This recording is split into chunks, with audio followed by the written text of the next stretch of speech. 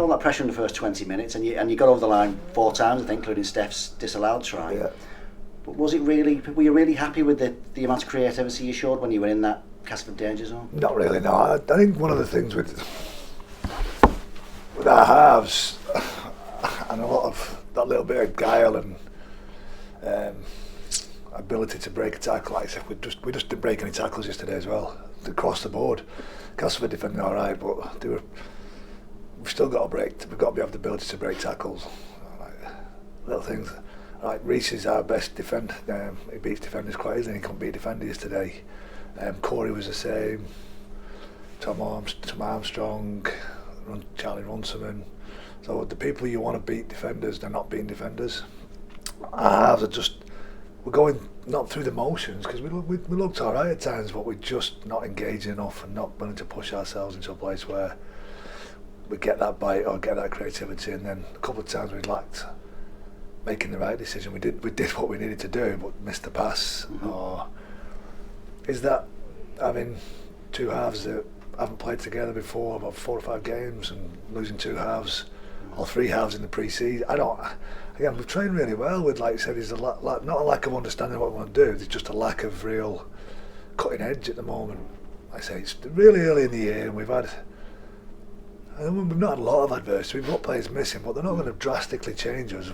But our pre-season has been disrupted because of the couple of changes that we went through. Joe, then losing Tom in the first game. It's sort of like everything we'd worked around had to be restructured, and then you're into week in, week out. And if I'm honest, like I said, for a large part of that game, apart from the 2 periods in that game where we just can't catch them. We just can't. Like I said, after they score in the corner off a tap 20 when we almost score. There's a couple of offloads in there, a couple of a little bit of not fluky, but a little bit of luck that goes their way. But that's what they're getting at the moment. But then we get back in, we get a penalty, we get back in the grind a little bit, and then it's another 5-6 minutes before they get another opportunity. So you're looking at nearly half an hour of a really tight game. And then Roberts just makes a line break through the middle and they score in the corner. Then we kick our ball and let our full and they score, and then we give a penalty and in the next set and they score. So there's 18 points that come really, really quickly, and not that we've not done anything wrong, we've just not been able to handle the pace at the next level that they take it to when they get that little bit of confidence and the ability they've got running through their side to beat defenders. Like I said, the introduction of Junior Moores and Ben Roberts really gave them a spark, and we just couldn't handle the pace that they went to. And then again, they're a confident side, and they weren't. We hadn't knocked the confidence out of them. We'd put them in for half an hour. It was tough. We went after them, and they defended really well. If we come in that game at half time and it's only 6-0, and I'm pretty happy because we've taken some energy out of them. We've had some field position, and we just got to stay patient. I say sometimes it's not all about scoring tries, it's about building pressure and realising that and staying patient, because some sides can defend really well. Yesterday Castleford did that, but we didn't. We fractured, and then we broke, and then we started making errors and jumping out of line, and we just never got our rhythm back.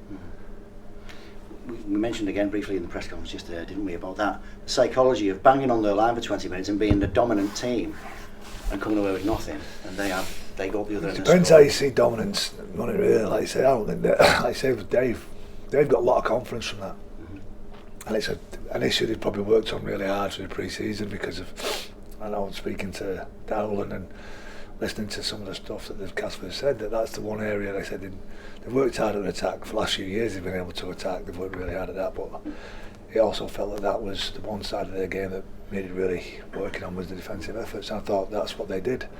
We had some good field position, but we got over the line, but they had a lot of desire, and you can feel really comfortable. Like when you watch it back, they look really comfortable, and I think that's down to us about just having a little bit more guile, just a little. Like I say, we don't beat a defender. Nobody breaks a tackle. That's the things that we've got. We've got players in the side that can do that. We've got back rows that can hit a decent line and break a tackle. We've got halves that can engage and are hard to tackle, and then we've got full-back that's is in the top 5 or 6 people who've been defenders the last couple of years. We just don't seem to have that at the moment, and that's something we've got to address as a group. And defensively, Dennis, Castleford have got that great shape, haven't they? Particularly on the left when Hardacre joins in. It's difficult to counteract and all, but did you feel you did as well as you might have done, given that, as you said last night, I think that you knew what was coming? Oh, I know. I was pretty disappointed. I was disappointed that we conceded the tries the way we did a couple of tries. I was disappointed. I was disappointed in the last 2 tries really, when they came from a penalty to like just a play through their forwards. And again, it's a great decent bit of skill. Like say, like Shenton gets the ball to Eden, like you say, it's a fantastic bit of skill. And for Eden's catch and then put down is great. Like I say, they dotted it down. We've made it hard for them. They've had to show their skill. They've had to push themselves to get the points, and they do. And then the one before that was, it was something that you'd seen constantly off Castleford in his first 3 or 4 games, and we practiced defending it and we couldn't. And that was just a little bit of lack of concentration. Let's move on to Hull. Short turnaround, as we know, this week. Difficult place to go as well, Hull, isn't it? For the start, they've got a massive pack you've got to try and counteract. Yep, it doesn't get any easier. Like I say, when you look at the league at the moment, I know it's really early days, but like I say, it's week in, week out now, and you've got to find a way of getting some points on the board. In one way, sides are beating each other, so nobody's getting any too far away. So we're only a couple of wins off getting ourselves back into the mix.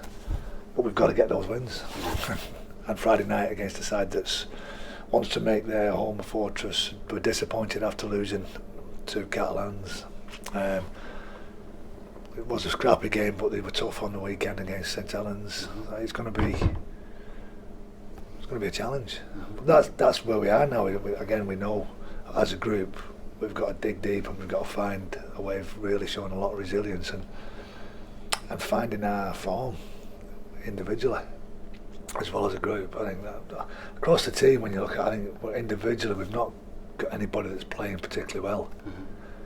And when you look through our spine, nobody's standing out. You can't look at anybody in the team and say, yeah, we just need someone to be able to support them. Like you say, if you've got 2 or 3 of those players, then it can change a game. At the moment, I think we've got a group of players where we've not really got anybody that's standing out. Hull have added Albert Kelly to the team this year, and he's made a difference, hasn't he? Because he's a jack-in-the-box type of player who does something unexpected. He's the unexpected, and like I say, he's got that extra bit of quality that can break a game open. You saw last week when he gets on the ball, he's hard to tackle. He can do things that you're not expecting, and he's a pretty tough defender. Like I say, he looks like he's blowing at times, but he's a pretty tough defender. So yeah, I think he's been a good acquisition. I think it took a lot. I think it took a lot of effort and energy to be able to get him across from OKR to Hull. And there were issues with his the things that have gone on at OKR, but he seems to have found his feet. Seems to be enjoying his rugby.